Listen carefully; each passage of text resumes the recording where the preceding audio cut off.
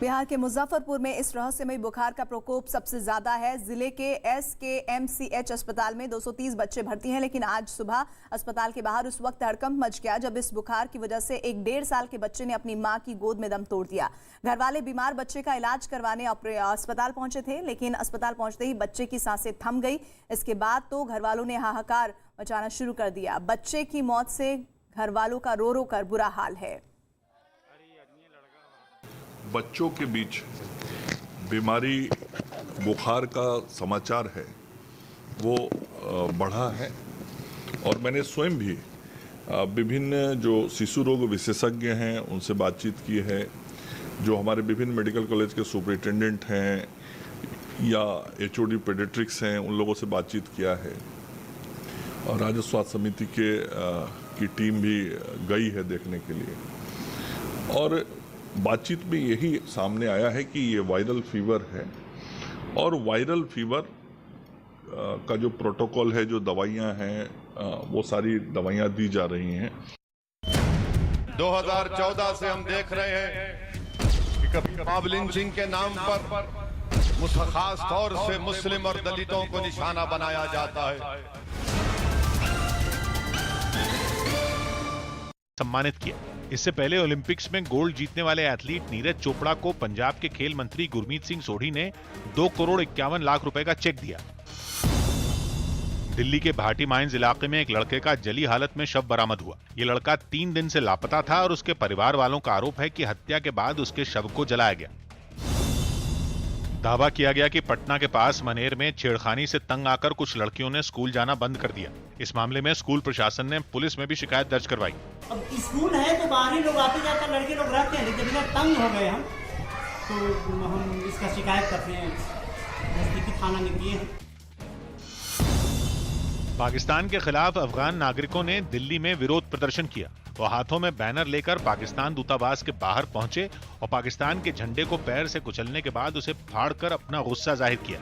अफगानी नागरिक यहाँ इकट्ठा हुए हैं और वो विरोध कर रहे हैं कि पाकिस्तान जो है वो अफगानिस्तान के मामलों में दखल ना दे। इन प्रदर्शनकारियों ने पाकिस्तान पर आतंकियों का साथ देने का आरोप लगाया। पाकिस्तान के पास अकेला एक बिजनेस है, टूरिज्म पालना, दहशतगर्दी करना। तेजस्वी यादव के एक बयान ने संकेत दिया कि बिहार की राजनीति में वो जल्द चिराग पासवान के साथ दिख सकते हैं। असल में चिराग पासवान अपने पिता रामविलास पासवान की पहली पुण्यतिथि के कार्यक्रम में शामिल होने के लिए न्योता देने तेजस्वी यादव के घर पहुंचे थे। वहां दोनों के बीच कुछ देर बात हुई और मुलाकात के बाद मीडिया से बात करते हुए तेजस्वी ने ये बयान दिया। आगे चिराग और तेजस्वी एक साथ दिखेंगे। अरे भाई, हम तो जो कहना था वो तो हम लोगों ने कह दिया। अब जब लालू जी ने जो बात कह दी उसके बाद तो हम कोई बात कह ही नहीं सकते। हालांकि चिराग पासवान ने इस मुद्दे पर कोई साफ जवाब नहीं दिया। आज जो मुलाकात हुई है इसके राजनीतिक मायने नहीं निकाले जाने चाहिए। शिखर धवन और उनकी पत्नी आयशा ने तलाक ले लिया।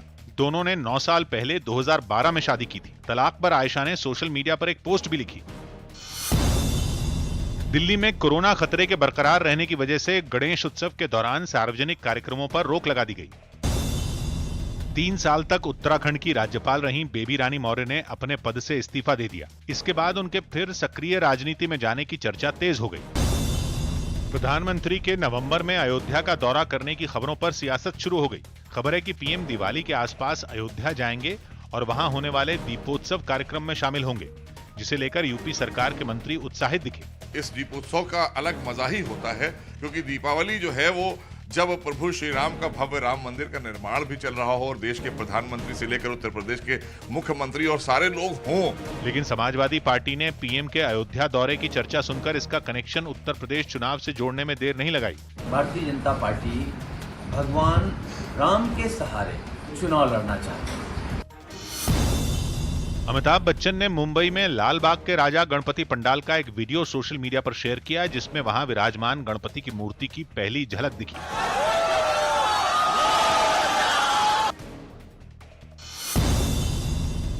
उत्तराखंड के धनौल्टी से निर्दलीय विधायक और पूर्व मंत्री प्रीतम सिंह पंवार बीजेपी में शामिल हो गए।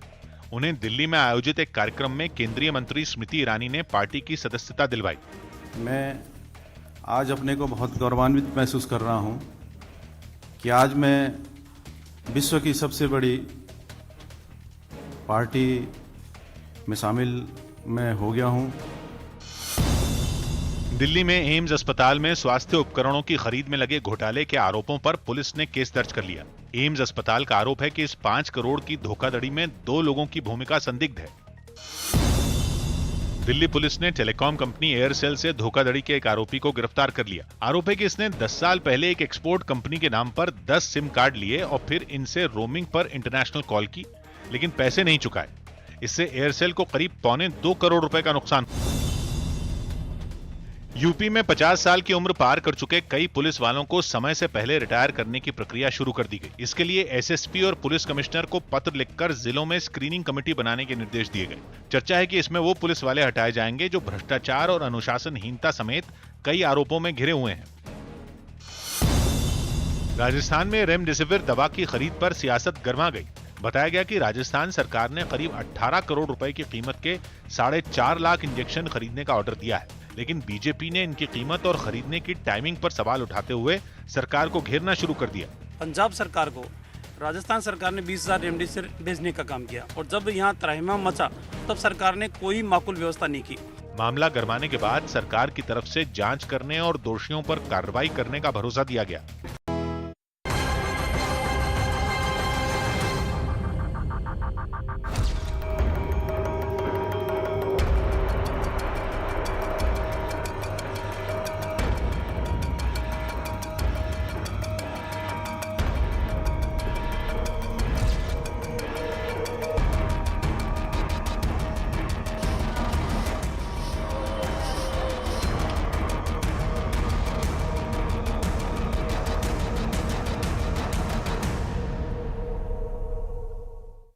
नमस्कार, आप देख रहे हैं सुलगते सवाल। मैं हूं आपके साथ प्रीति रघुनंदन। कोरोना की खबर जहां लगातार फैल रही थी, उस बीच एक वायरल बुखार तेजी से बढ़ रहा है और बच्चों को शिकार बना रहा है। उसी से हम बुलेटिन की शुरुआत करने जा रहे हैं। कोरोना की दूसरी लहर के बाद कई राज्य अब रहस्यमयी बुखार की चपेट में हैं और इस रहस्यमयी बुखार का सबसे ज्यादा असर बच्चों में देखा जा रहा है और इस नई बीमारी के सबसे ज्यादा मरीज उत्तर प्रदेश में सामने आ रहे हैं। राज्य के 58 जिले इसकी चपेट में हैं। फिरोजाबाद के अलावा आगरा, नोएडा, मथुरा और दूसरे जिलों में भी ये रहस्यमयी बीमारी तेजी से फैल रही है। कई लोग अपनी जान गंवा चुके हैं। यूपी के 5 जिलों की तस्वीर आपके सामने है। फिरोजाबाद, आगरा, नोएडा, ललितपुर, बागपत, जहां पर सबसे ज्यादा इस वक्त केसेस इस बुखार के दिख रहे हैं। उत्तर प्रदेश के कई जिलों में रहस्यमयी बुखार ने लोगों में कहर बरपाया हुआ है। फिरोजाबाद की हालत तो ऐसी है कि आप ये जानिए कि जिले के कई गांवों में रहस्यमयी बुखार से हाहाकार है, क्योंकि अब तक इस बीमारी की चपेट में आकर 51 लोगों की जान जा चुकी है, जिसमें 40 बच्चे हैं। चिंता की बात यह है कि इस बीमारी का प्रकोप लगातार बढ़ता जा रहा है, जिससे अस्पताल में मरीजों की भीड़ बढ़ती जा रही है।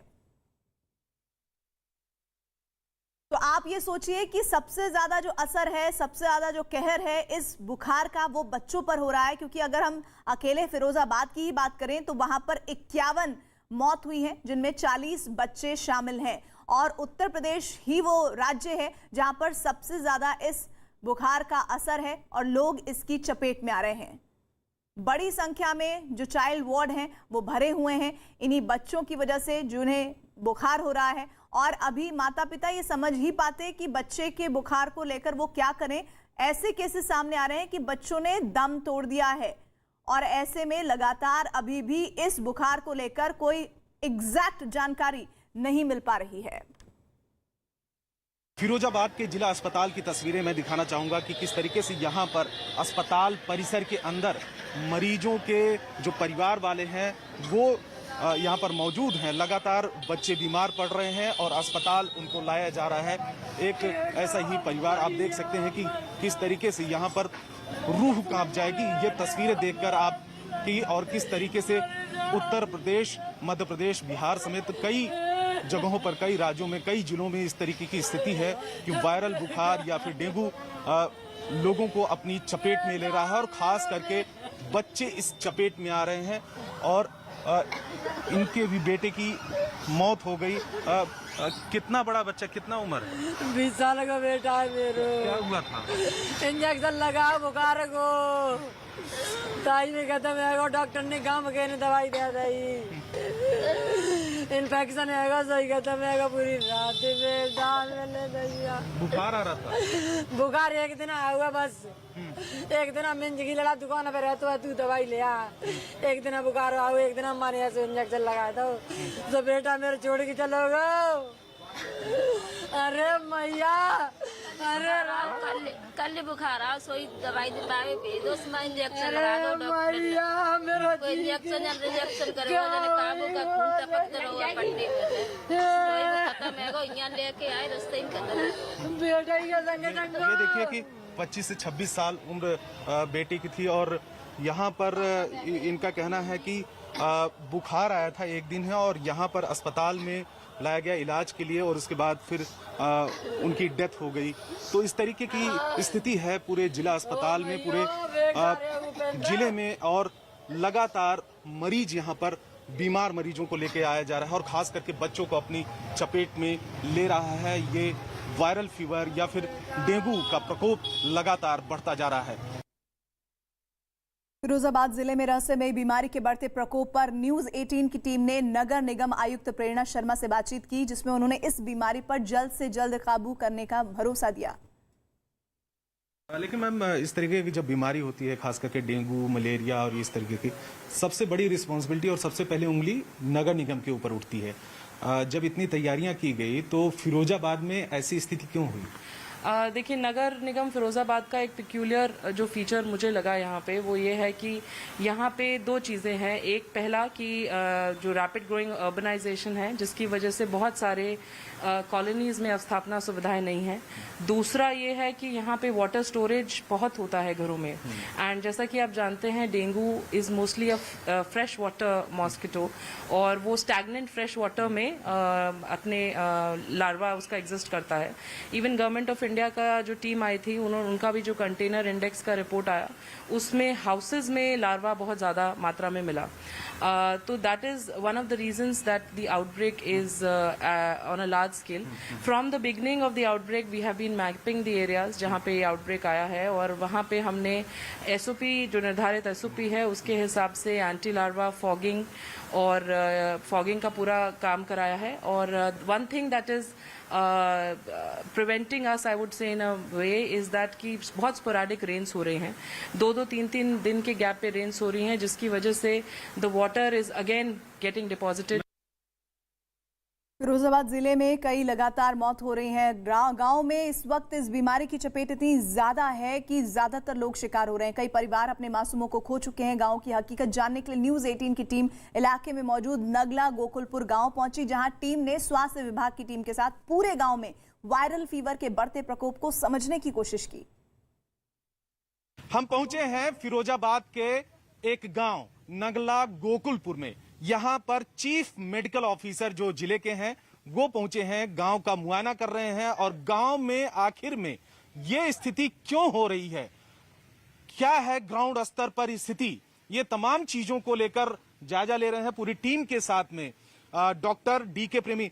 डॉक्टर साहब, ये बताइए कि यहाँ पर आप इस गांव में आए हैं, पानी हम देख रहे हैं कि गंदा पानी है, यहाँ पर भी मच्छर पनप सकता है। हालांकि कहा जाता है कि साफ पानी में डेंगू का मच्छर वो पनपता है, लेकिन इस पानी से जो मच्छर होगा उसकी वजह से क्या हो सकता है अगर काटता है वो किसी को? यहाँ पे गंदे पानी की बात करें, क्यूलेक्स मच्छर और एनाफ्लीज मच्छर पैदा होते हैं जिससे मलेरिया होने का चांसेस है। और एक चीज और है कि अगर हमने अभी घर कुछ विजिट किए हैं और यहाँ देख रहे हैं कि हर घर में एक बड़ा सा ड्रम रखा नीले रंग का, उसमें लोग पानी इकट्ठा करते हैं जिसमें फ्रेश पानी होता है, 4-4, 5-5 दिन का पानी होता है, उसे साफ नहीं करते हैं। उसमें देखा जा रहा है कि लार्वा भी अभी सामने घर है तो उसमें एडिस का लार्वा। यहाँ पे बात करें तो पानी में कोई बुलबुला सा छूटा, तो क्या ये मच्छर इसमें हो सकता है? नहीं, ये अभी जो दिख रहे हैं आप नीचे देखिए पानी के, यहाँ लार्वा घूम रहा है बीच बीच में। तो ये सब उसकी वजह से ये है कि इन्फेक्शन होने के चांसेस हैं और घर घर में, क्योंकि और इससे मलेरिया हो सकता है। जी, इससे मलेरिया हो सकता है। अच्छा डॉक्टर साहब, और भी गाँव में आप जा रहे होंगे? उत्तर प्रदेश के 2 जिले ऐसे हैं जहां सबसे ज्यादा लोग बीमार पड़ रहे हैं और बीमारी ने टेंशन बढ़ाई हुई है, और वो है फिरोजाबाद और मथुरा। फिरोजाबाद में 51 लोगों की मौत का मामला सामने आया है, जिनमें 40 बच्चे शामिल हैं। लगातार अस्पतालों में लोगों की बीमारी की शिकायतें आ रही हैं। ऐसा ही हाल मथुरा का भी है।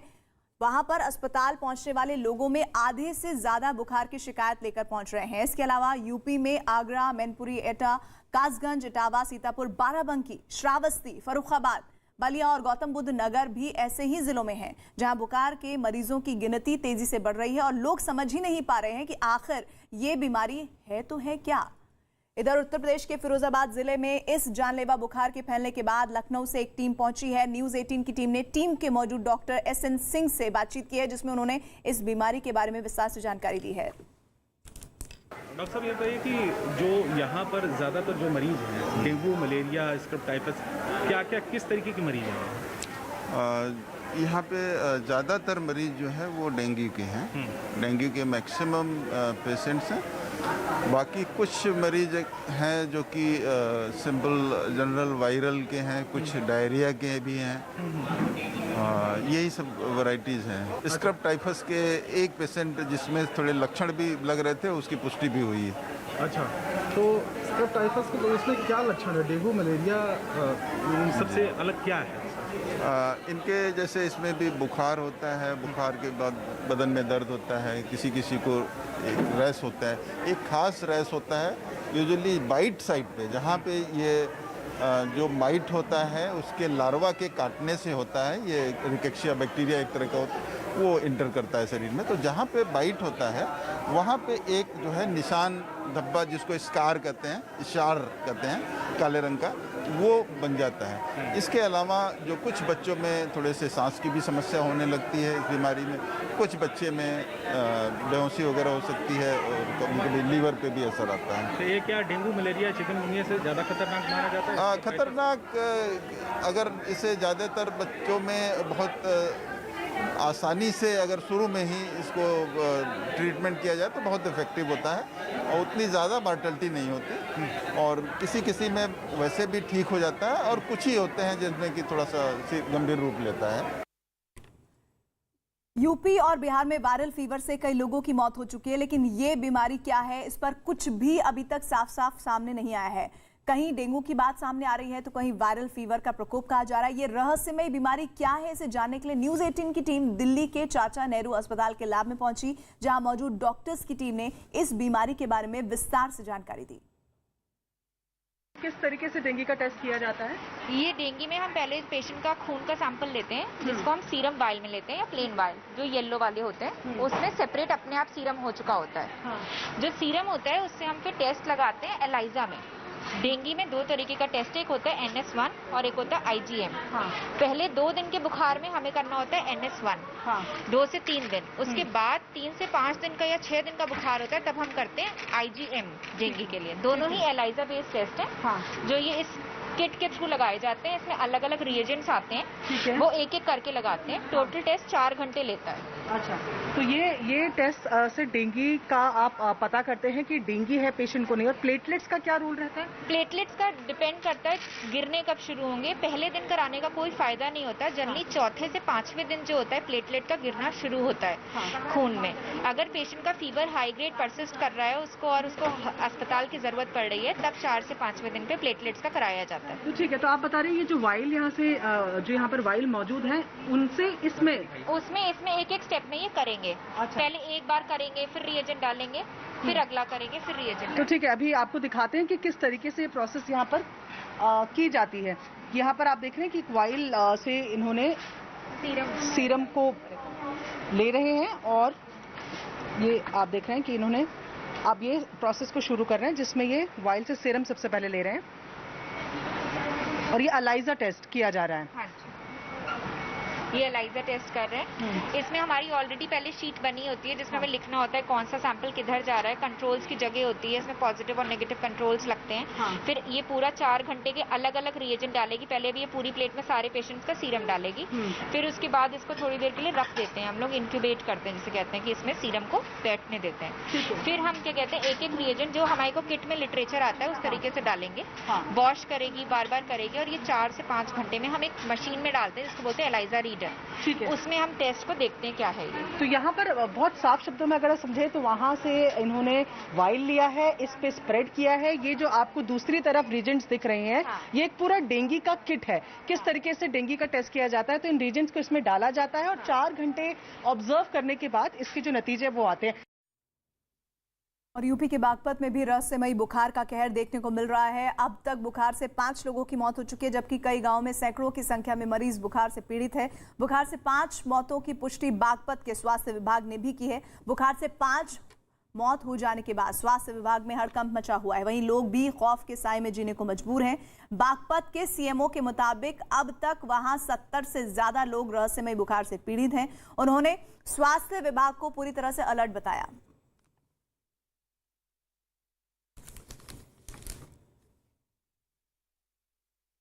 और उत्तर प्रदेश के कई जिलों में फैले इस जानलेवा बुखार पर राज्य के मुख्यमंत्री योगी आदित्यनाथ ने ट्वीट कर चिंता जताई है और अधिकारियों को जरूरी कदम उठाने के निर्देश दिए हैं। उन्होंने अपने ट्वीट में लिखा है, फिरोजाबाद, मथुरा, आगरा और कानपुर नगर सहित सभी जनपदों में डेंगू और वायरल बीमारियों के नियंत्रण के लिए सभी आवश्यक प्रबंध किए जाएं।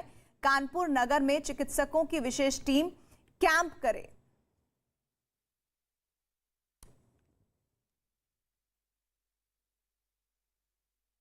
और इस बीच एक अहम खबर ये उत्तर प्रदेश के बाराबंकी से कि 3 दिन के उत्तर प्रदेश दौरे पर बाराबंकी पहुंचे AIMIM नेता असदुद्दीन ओवैसी ने मॉब लिंचिंग का मुद्दा उठाते हुए केंद्र और यूपी की बीजेपी सरकारों पर निशाना साधा। ओवैसी ने आरोप लगाया कि जब से बीजेपी की सरकार बनी है तब से देश में सेक्युलरिज्म को कमजोर करने का काम किया जा रहा है। ओवैसी यही नहीं रुके, विवादास्पद बयान में कहा 2014 से दलित और मुस्लिमों को मॉब लिंचिंग के जरिए मारा जा रहा है। 2014 से हम देख रहे हैं कि कभी मॉब लिंचिंग के नाम पर खास तौर से मुस्लिम और दलितों को निशाना बनाया जाता है। हमने देखा कि जब अखलाक को मारा गया था यही उत्तर प्रदेश में, मुझे अच्छी तरह याद है कि मैं और जनाब शौकत साहब अखलाक के घर को मिलने गए थे। मेरी आंखों में आज भी अखलाक की मां की वो मायूसी है। आप सिर्फ वोट डाल दिया है इन तमाम लोगों को, मगर ने सोचा कि आपको क्या मिला? क्या मिला? उत्तर प्रदेश में 60 साल से आप सेक्युलरिज्म के नाम पर वोट डाल दिया है। आप में हिम्मत नहीं है नेता बनने की? क्या आप डरते हैं किसी से? तो फिर नेता बनो। कब तक ये कैदियों की जंजीरों को देखकर तुम इनको वोट डालते रहोगे? तोड़ो इन जंजीरों को। हम एक आजाद कौम है भारत में। मैं नाम लूंगा मुसलमानों का जब तक जिंदा रहूंगा। इसलिए हमारे साथ हमारे सहयोगी इस खबर पर अजीत जुड़ रहे हैं। अजीत, 2014 के बाद जिस तरह से दलित और मुस्लिमों को मॉब लिंचिंग के शिकार की बात कह रहे हैं ओवैसी, क्या उनके पास तथ्य भी हैं और क्या वो ये बात साबित कर सकते हैं कि 2014 से पहले कभी मॉब लिंचिंग नहीं हुई?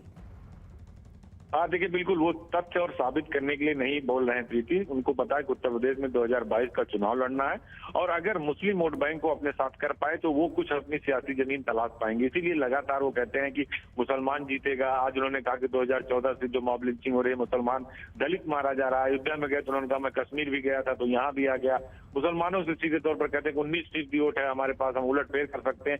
तो उनका जो पूरा का पूरा मकसद है वो यही है इसके पीछे कि उत्तर प्रदेश में कैसे पोलराइजेशन किया जाए और एक बड़े तबके को 19% मुसलमान जिसकी वो बात करते हैं वो उनके पास आ जाए तो उनकी सीटें अगर कुछ आ गई तो वो अपनी सियासी ताकत मजबूत कर पाएंगे। लेकिन आज उन्होंने जो बयान दिया उसको लेकर बीजेपी ने जरूर रिएक्ट किया और कहा कि अगर ऐसे बयान ओवैसी देंगे तो उनके खिलाफ हम एक्शन लेंगे क्योंकि वो भड़काऊ भाषण दे रहे हैं। तो कुल मिलाकर जो उनका टारगेट, आपने इसके पहले भी देखा होगा, उन्होंने कल ये भी बयान दे दिया अयोध्या जाते समय कि जिसका नाम मुख्तार होगा, अतीक होगा, वो बहुत बड़ा गुंडा होगा। जिसका नाम कुलदीप, संगीत और सुरेश होगा वो बहुत बड़ा लोकप्रिय नेता होगा। तो उनका जो मकसद है प्रीति वो यही है कि किस तरह से उन्हें पोलराइजेशन करना है और एक साथ कई निशाने से, एक तीर से कई निशाने साधते हैं और वही वो वैसी कर रहे हैं। और यही बात इसलिए कह रहे हैं कि मुसलमानों के पास कोई लीडर नहीं है और धर्मनिरपेक्ष राज्य में मुसलमानों का कोई फायदा नहीं है, इसलिए सिर्फ मुसलमानों की बात करनी होगी और बार बार वो अपनी तकरीरों में यही कहते हैं। और माहौल जो बने रहिएगा हमारे साथ। और इससे पहले मंगलवार को अयोध्या में ही रैली में असदुद्दीन ओवैसी ने आतंकवाद पर भी विवादास्पद बयान दिया था, वो भी सुनिए। जिस किसी पॉलिटिशियन का नाम प्रज्ञा होगा, अजय होगा, कुलदीप होगा, संगीत होगा, सुरेश होगा, कपिल होगा, वो लोकप्रिय नेता होगा। और जिसका नाम अतीक होगा, जिसका नाम शहाब होगा, जिसका नाम मुख्तार होगा, वो बाबुली हो जाएगा। ये रियलिटी है, इसको आप इनकार नहीं कर सकते। मॉब लिंचिंग पर असदुद्दीन ओवैसी के बयान पर यूपी सरकार के मंत्रियों ने क्या कहा, आइए सुनिए। साथ आते और जाते हैं, और आज जो बात इन्होंने करी है, ये आज खुदाई ठेकेदार हैं। इनको कहते हैं ना, ये अल्लाह मियां के ठेकेदार बनकर निकले हैं मुसलमानों की हिमायत में, और इन्हें ये नहीं पता है कि ये हिंदुस्तानियों के खिलाफ बात कर रहे हैं। वो चाहे कोई भी हिंदुस्तानी हो, आप अगर दलितों की बात कर रहे हैं तो जितने आंकड़े आपने इनको बताए हैं ये खूब जानते हैं। 3000 सांप्रदायिक दंगे, लिंचिंग के 3000 से ज्यादा केसेस कांग्रेस के रिजिम में देश भर में हुए, उस पर ये चर्चा नहीं करेंगे। ओवैसी के इस बयान को किस तरह लेते हो? कह रहे हैं कि सिर्फ मुसलमान और दलित मारे जा रहे हैं मॉब लिंचिंग पर, जब से केंद्र और प्रदेश में आपकी सरकार है। पूरी तरह से गलत है, और सभी लोग जानते हैं, देश के हर व्यक्ति जानता है कि जब से आदरणीय मोदी जी आए और जब से आदरणीय यशस्वी मुख्यमंत्री योगी आदित्यनाथ आए, सबसे ज्यादा काम हम लोग ने कानून व्यवस्था पर किया है। और कानून व्यवस्था पर हम लोग ने पूरी तरह से किसी को भी बहुत कठोरता से कानून लागू किया है। किसी को भी हम बख्शते नहीं है, चाहे वो मॉब लिंचिंग का मामला हो, चाहे बड़े बड़े संगठित अपराध वाले मुख्तार अंसारी और अलग लोग हो, जिनका पूरा बिल्डिंग हम लोग ने ध्वस्त कर दिया है, जिनके पूरे संपत्ति को हम लोग ने कुर्क करके रख दिया है। तो ये किसी को भी हम बख्शते नहीं है, चाहे कोई भी हो। कानून अपने जगह पर है और कानून का पूरा पालन भी होता है। इस वक्त की ब्रेकिंग न्यूज आ रही है। उत्तर प्रदेश चुनाव से जुड़ी हुई जानकारी ये आ रही है कि दशहरे के बाद चुनावी मोड में बीजेपी आ जाएगी। पीएम मोदी और अमित शाह की होंगी रैलियां, और जैसा कि आप जान रहे हैं कि सितंबर महीने में भी 2 दफा प्रधानमंत्री जाने वाले हैं उत्तर प्रदेश, और साथ ही नवंबर में दीपावली पर एक बड़ा उत्सव, बड़ा कार्यक्रम होना है। और ऐसे में दशहरे के बाद चुनावी मोड में बीजेपी आ जाएगी, इस तरह की जानकारी बीजेपी के हवाले से सामने आ रही है। पीएम मोदी और अमित शाह की ताबड़तोड़ रैलियां आपको उत्तर प्रदेश में नजर आएंगी। उससे पहले प्रधानमंत्री सितंबर में भी 2 दफे जाने वाले हैं, और दीपोत्सव का भी जो कार्यक्रम है वो भव्य होने वाला है। लेकिन इससे पहले आपको बता दें कि दशहरे के बाद चुनावी मोड में आ जाएगी बीजेपी, और ताबड़तोड़ प्रधानमंत्री की और गृह मंत्री अमित शाह की रैलियां वहां पर होंगी। और अभी आप देखिए कि तैयारियां भी हो रही हैं। अगर आप उत्तर प्रदेश में जाएंगे, योगी आदित्यनाथ जहां जहां जा रहे हैं वहां लगातार जो उन्हें जानकारियां हैं कि प्रधानमंत्री के कार्यक्रम होने वाले हैं, वहां पर वो खुद जाकर मुआयना कर रहे हैं। न्यूज 18 के यतिन शर्मा की खबर है। खबर के मुताबिक दशहरे के बाद चुनावी मोड में आ जाएगी बीजेपी उत्तर प्रदेश में। प्रधानमंत्री और गृह मंत्री की रैलियां होंगी। यतेंद्र हमारे साथ, हमारे सहयोगी जुड़ गए हैं। यतेंद्र, देखिए, बिल्कुल बड़ा प्लान बीजेपी उत्तर प्रदेश और जो 5 राज्यों के विधानसभा चुनाव है उनको लेकर कर रही है। लेकिन क्योंकि उत्तर प्रदेश काफी महत्वपूर्ण है और माना यह भी जाता है कि दिल्ली का रास्ता उत्तर प्रदेश से होकर जाता है, तो ऐसे में बीजेपी ने उत्तर प्रदेश में तैयारियां जोरों शोरों से शुरू कर दी हैं। आज भी लखनऊ में सुबह से प्रदेश पदाधिकारियों की और जो जिला प्रभारी हैं या दूसरे पदाधिकारी हैं चुनाव से संबंधित, उन सबकी बैठकें आज सुबह से लेकर शाम तक चल रही है। और उसमें यही पूरा फीडबैक लिया जा रहा है कि किस क्षेत्र में किस तरह का बीजेपी का दमखम है, कहाँ पर ज्यादा जोर लगाने की जरूरत है। जो जातिगत समीकरण है या सरकार की जो एंटी इनकम्बेंसी हो सकती है, चाहे वो राज्य की हो या केंद्र सरकार की, उसमें किस तरह से उसको कम से कम किया जा सकता है। तो माना यह जा रहा है कि एक बार फिर से प्रधानमंत्री मोदी का सहारा लेगी। हालांकि मुख्यमंत्री योगी का तो काफी अच्छा वहां पर जो फीडबैक है वो बीजेपी को मिल रहा है, लेकिन बीजेपी कोई भी कोर कसर छोड़ना नहीं चाहती। तो ऐसे में माना जा रहा है कि हर मंडल लेवल तक प्रधानमंत्री मोदी की रैली कराई जाएंगी। गृह मंत्री अमित शाह और बीजेपी अध्यक्ष जेपी नड्डा भी धुआंधार इस दौरान प्रचार करेंगे। और कोशिश यही है कि हर मंडल के बाद और जहां कुछ जिले कमजोर हैं तो वहां पर भी प्रधानमंत्री मोदी की रैलियां कराई जा सकती है। तो एक पूरा रोड मैप इसको लेकर बनाया जा रहा है, और उत्तर प्रदेश को लेकर बीजेपी कोई भी कोर कसर या कहीं भी किसी तरह की चूक ना हो, तो यानी कि अगले महीने 15 अक्टूबर दशहरे के बाद चुनावी मोड में आ जाएगी बीजेपी। प्रधानमंत्री और गृह मंत्री की होंगी रैलियां उत्तर प्रदेश में। 2014 से हम देख रहे हैं